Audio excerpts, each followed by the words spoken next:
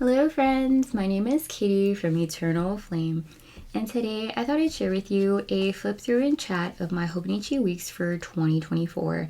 So if you're interested in checking that out and seeing how I set up my spreads in advance of the upcoming holiday, please stick around. Thanks everyone. Before we get right into it today, I of course wanted to take this quick moment to thank you all so very much for taking the time to join me today. As always, I very much appreciate your engagement, so if you have any questions or suggestions, please feel free to leave them in the comment section down below. Alrighty, so I did want to start back on the 44th week here, and I won't take it too long because I know I shared this in a previous flip through, but I wanted to show you the before and after. So basically, this would be the before when I set it up in advance of the week, and this would be the after, at least the goal every time, where I fill it in with some journaling. Before we get into that, actually, because my mind is on this, I just filmed a flip through, talk through of my 25 setup, with lots of questions. And so if you're interested in that, either make sure you're subscribed and you hit that little notification bell. Oh my God. Down below, sorry. Or if I've already posted it, I will try to link it in the card section. But I'm really excited about my Midori 2025 planner. This is going to be my private everyday carry. So all of the setup videos and flip throughs that I'm doing now is like probably the only time you're gonna see the videos on that planner. But anyways, go check that out because very exciting. I'm so proud of that spread. Okay, so this is the after. With all the journaling, I've been really playing around with some of my fountain pen ink. Yes, and really enjoying it. I really accumulated a lot over the past year or so, which has really been helpful in making sure I can have something that would complement each spread. So that's been a lot of fun. Over here, I believe the last time I did a flip through, this part was missing. I went ahead and I've been playing around with a lot of my brush pens. So this is the Tombow dual brush pen. Those by far are my absolute favorites. They've been sitting on the shelf way too long. Some of my brush pens are actually drying out. They're not the Tombows. They were actually the Calligraph pens from Archer and Olive, which I'm not really too surprised with because the caps aren't very tight.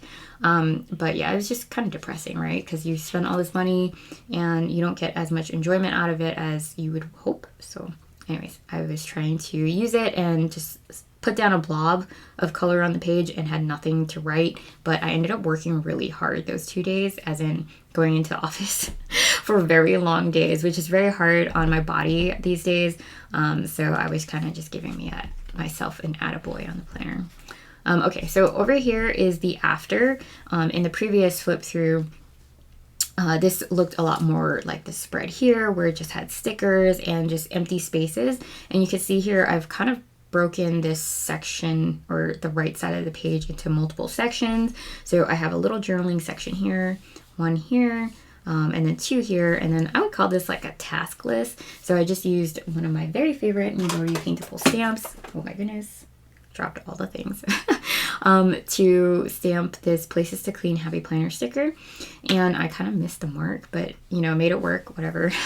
Created a cleaning checklist for preparing for the little party we had on Monday. On Veterans Day, we had some friends over for like a sleepover, I guess you could say. And they bring their little camper van up and stay on our farm, which I think is so sweet and so cute and so easy. And they seem to really enjoy it. So I don't actually feel bad anymore. I used to feel bad that we had no room for them to stay. I had this little checkbox here about what we did with our friends when they stayed over. And but yeah, just really wanted to share with you that I really make this right page stretch every now and then, and notice that I've been breaking it up into like little journaling sections. Alright. So the next two that I wanted to bring your attention to today is the 47th and 48th week here. So I actually set this up during the 46th week. So I had a few hours of like time to myself after all the craziness of this week here. So around this time here, my husband was so kind. While he was working really hard on building our barn kittens, a cat house, a cat hut, he allowed me to just decompress and rest. And as part of that process, I finally got to planning for the first time in like months, because you can see here I missed several months of my weekly spreads. And so during that time, I was very fortunate to be able to set up both of these weekly spreads because I know Thanksgiving is going to be crazy. I went through my sticker stash, picked like everything autumn because it's starting to feel like winter, and just like sticker vomited all over my page. And so you'll see here, I drew most inspiration from these stickers that I got from Meg, who was a viewer a few years ago. She sent me this album, all the stickers, all the things, all the planner things, which I was so grateful for. She sent me like ink samples and things. So I'm still using it to this day, and so I'll show it to you guys. And I left it in the order that she sent it to me, and it was just like, it just felt so thoughtful. So the Pookie Bear Cuties stickers, and so I just used this sticker sheet to draw inspiration for this spread. I think I might be celebrating Thanksgiving. It's kind of been a weird time in my life, and so since we already know that Thanksgiving is there, we got an invitation to a Friendsgiving on Friday. So with that, I thought that this would be a great opportunity to test it out. And then I used this habit tracker for medication because I don't know about you guys, but I really struggle to keep track of my, like, whether I took my medication. And so I'm thinking maybe if I have a tracker for it, it'll, my husband's been my tracker. So anyways, that's what I have here. So super cute. And then for the 47th week here, like I said, it's been really chilly up here on their mountain. And so I think autumn and fall just went by a lot faster than I was expecting. So I drew inspiration from this beautiful like dusty blue color and these Happy Planner stickers, paired them with my Sticky Club stickers, which actually, honestly, I think they're digging for artifacts, but I tried to make the most of it. This guy, like, he looks like he's surveying or taking pictures or surveying. And this guy looks like he's like journaling, and this little bear, I think it's a bear, it looks like he's digging, for something, for gold maybe.